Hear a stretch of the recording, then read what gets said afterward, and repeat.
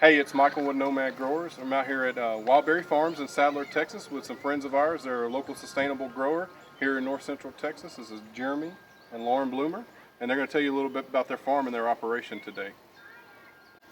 We grow 4.5 acres of blueberries, and we have about 3.5 acres of blackberries. We are a U-pick, so just come on out and grab a bucket and fill it up with whatever blueberries or blackberries. What kind of blackberries, what kind of varieties of blackberries do you grow?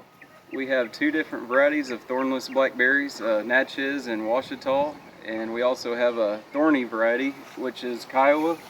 Right here, they produce the largest blackberry that there is. They can get up to the size of a small egg. They're a wonderful variety. They're drought resistant. They're really easy to grow. Just a really hardy plant. And so these are super hardy, and they do well here in our area in North Yes. Texas. Absolutely. Yes. And if you had to pick one for cooking a cobbler with, This would be an excellent variety right here, these Kiowas.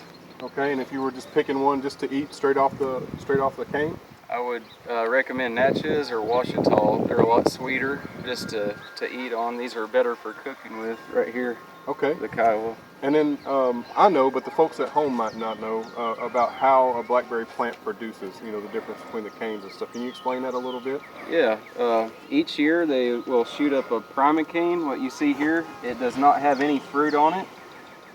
Next summer, this will become a floricane, which is this one. It will bear fruit on it. Okay. After it bears the fruit, this cane's going to die, and you have to trim it out, and it will shoot up a new cane the next spring, and it just keeps reproducing in that same cycle.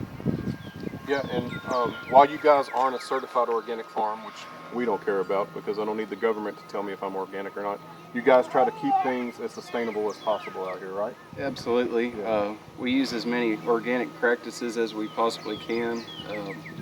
We use a lot of mulch. We don't spray any pesticides. We're just as organic as possible, but we don't want to have to deal with the certifications in the government. Okay. Just real quick, what are your operating hours? When can someone come out here and get themselves a buckets and come pick some fresh blackberries or blueberries for themselves? We're currently open Thursday through Saturday, 8 to 6 p.m. and Sundays from noon to 5. Awesome. Well, we're going to walk over and check out a blueberry plant real quick, and then we'll wrap up the video right after that. All right, so we're over at one of the blueberry plants, and they have several mature blueberry bushes here, and they've also planted a lot of new blueberries since they've been on the farm. Jeremy, can you tell us a little bit about some of the challenges and nuances of growing blueberries in north central Texas? Because this isn't an ideal environment for it. No, it's not an ideal environment at all. You have to make a lot of soil amendments, such as like decomposed pine bark mulch or anything pine will lower the acidity in the soil. And it is a challenge to grow them here in north central Texas. So we have to add the pine bark mulch, and we had to add some sulfur around them sometimes, and use like an ammonium sulfate fertilizer just to keep the acidity down, and it really helps them grow well here.